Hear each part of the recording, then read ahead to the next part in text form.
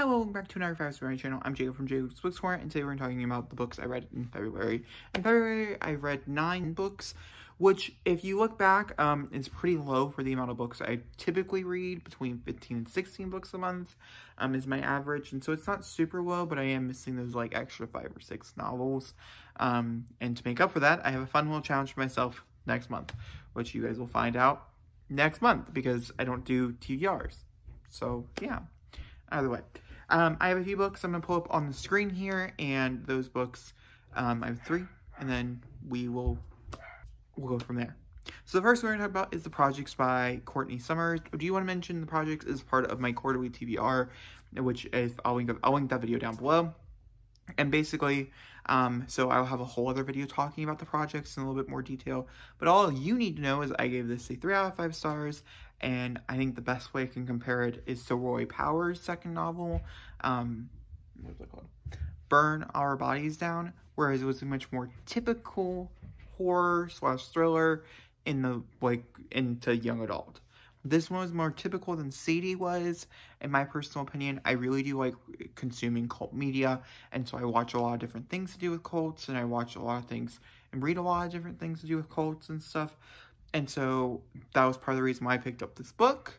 And I think it set out to do a certain thing, and I think it accomplished that, which is all it really needed to do. I just don't think it needed to be as complicated as it made itself out to be. All you need to know about this book is that 2 sisters, it's an older sister and younger sister. One sister gets horribly injured and left on, like, the brink of death, and the other sister needs to find a savior. And the Union Project is there to save her. And that's all you really need to know. It's very simple under that line, but the book itself, I would say, is kind of convoluted. The next one we're going to talk about is Get a Life, Chloe Brown, which I talked about in my 5 romance vlog, which I'll link down below as well.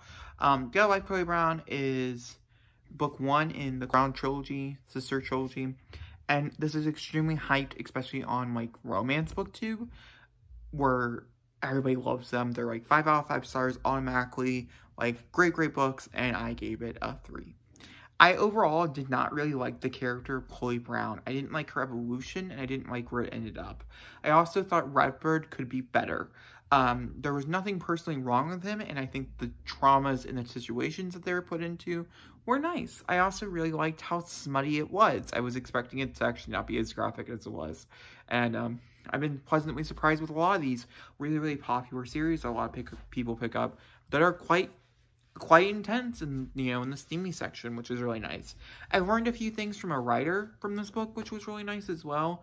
And I do plan on picking up other Tabitha Harbits, but I don't know if I'll continue on with the Brown sisters. Now, the oldest Brown sister, I had also had a very interesting how they presented her in this book. I was like, maybe I'll read her romance, so I might pick up one of them, but I don't know if I'll pick up all of them, essentially. Alright, the next we're going to talk about is Romancing the Beat. I'm currently in the middle of revising my own personal romance novel, and so I was making sure I got that beat down, and that's what I used. If you're someone who likes to write romance, and you like having an undercurrent of a romance throughout your main plot point or whatever, I'd actually pretty much highly recommend this book and put it into your writing repertoire. You can either get it on your Kindle for relatively cheap, and it does come with a fun PDF file, or you can buy it through Amazon or any of your retail that they sell it through. And yeah, this was recommended to me through a different provider, and I thoroughly enjoyed it. Alright, now we're going to talk about the books I actually physically own, so no more on the screen. And the first one is Heartstopper Volume 2 by Alice Oseman. This is the second volume to the Heartstopper. Yep, that makes a lot of sense, Jacob. Heartstopper Volume 1 is sitting up over there. I happened to see this come through the library, and I was like, oh, it was for a coworker of mine. I was like, oh, she won't mind. And so I read it, essentially, while I sat there. And I loved it. I thought it was cute. This follows 2 boys who fall in love, and they're, you know, what they overcome. These are characters who both show up in other Alice Oseman's works. And so I do plan on picking up some of those. It's all a connected universe over there, which is pretty fun. I enjoy that when a writer does it. And so I do plan on picking up other Alice Oseman, since I really do like the writing. It's very fast, it's very nice, and the color work. I mean, to be honest with you, I'm not a huge fan of the blue. I've never been a fan of the blue. It's a very common trope not a trope, very commonly used, I would say mostly in gay romance, but also I've seen it used in others, but a lot of gay romance comic books I have seen. So this just happened to be another one of these. These were first web comics, and then they turned into actual, because they're so popular, they turned into novels. And yeah, I gave this a 5 out of 5 stars, by the way. Then we have Nick Cutter's The Troop. I picked this up because I heard it was gross, and well, it didn't lie, so I guess it's got that going for it. I gave it a 3.5 to 4. I can't actually remember. Goodreads would know. This follows a group of Boy Scouts who go out into this remote island. Happens to have a crazy person or a disease on it that ends up having gross things happen to it. If you have any weak stomach whatsoever, don't recommend. If you have any fears of tiny creatures, I don't recommend. If you don't like animal abuse, I don't recommend. If you don't like people abuse, I don't recommend. If you don't like such miserably shitty main characters that you've ever read in your life, I don't recommend. But I think what it set out to do, in my personal opinion, it did. It was very simple. The plot wasn't really well drawn out. And yeah, my only problems were the overcomplicated science of the whole thing I didn't appreciate. But everything else, I was a pretty darn okay with, and I thought the body horror was quite nice. It was gross, which is exactly what I wanted. So I think it aced all the aces. So in that regard, I guess it's more like a 4. So if it's a 3, it's a 4 now. You know, it just takes reflection. Then we have Save the Cat writes a novel, which is simply, it's about the beats. To make sure if you're writing a novel, you're writing it the way you're supposed to, whatever. I don't personally believe there is any way you can write a novel. You don't need to read this. You don't need to, you just don't need to, essentially. But if you want it in your repertoire for your writing, if you're bad at structure, I think this helps a lot. So I don't not recommend it. I'm just saying it's not necessary. It's essentially the answer to that. But I do like a refresher once in a while. I'm pretty good with structure. This particular novel that I'm revising has a really bad structure. Well, it has a really good one. It's so different from anything else I've ever had to deal with. And so I brought in some extra help to try to tame that beast. The next one is Calling By Your Name by Andrea Keem, which was turned into a film by Luca Guadagnino, which is the person where I found it. I talked about this before. I talked about, again, this was a reread of mine, and I mentioned it in that 5 romance vlog as well. I really liked it. I mean, I have to say, I'm a huge fan of Calling By Your Name. I like the pretentious writing. Sue me, I guess? You know? I enjoy it a lot. This was a 5 out of 5 stars still. The first time I read it completely through. I really like it. I don't believe it's a romance, though. I mean, it's a romance. I don't believe it's a love story. I think it's a book about desire and passion.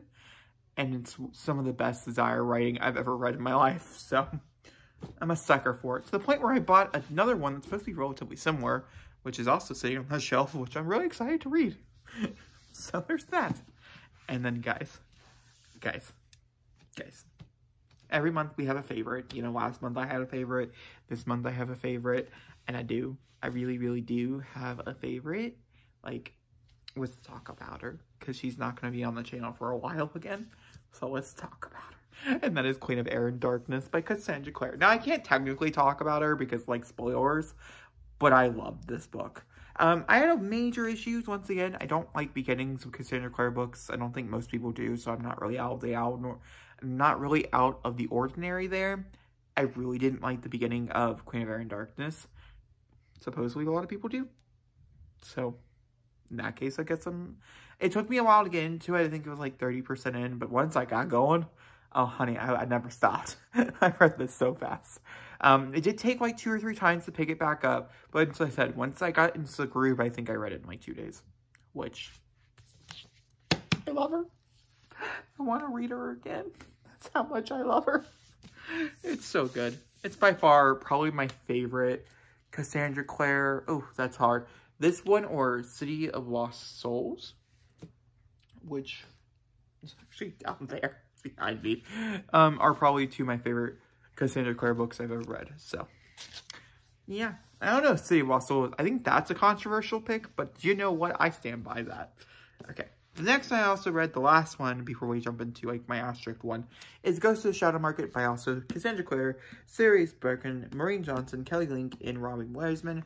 Once again, I'm not going to talk so much about this, but this follows back with Brother Zachariah as he goes through. Brother Zachariah is a character that shows up in a lot of different Shadowhunter books somehow.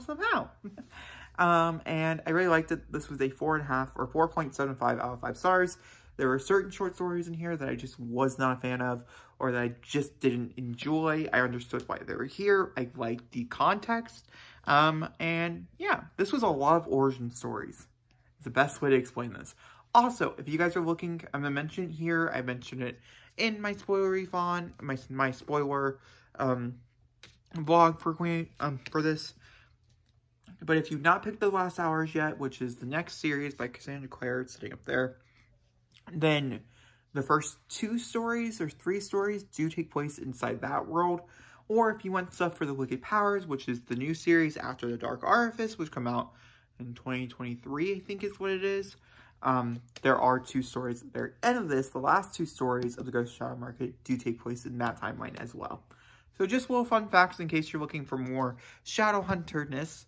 And you've never read it before, and you've never thought about picking it up. I highly recommend the bind-ups. I think they're beautiful. I've enjoyed quite a bit of the books this month, which for a lot of people, that's not bad. And it's not that bad for me either, so.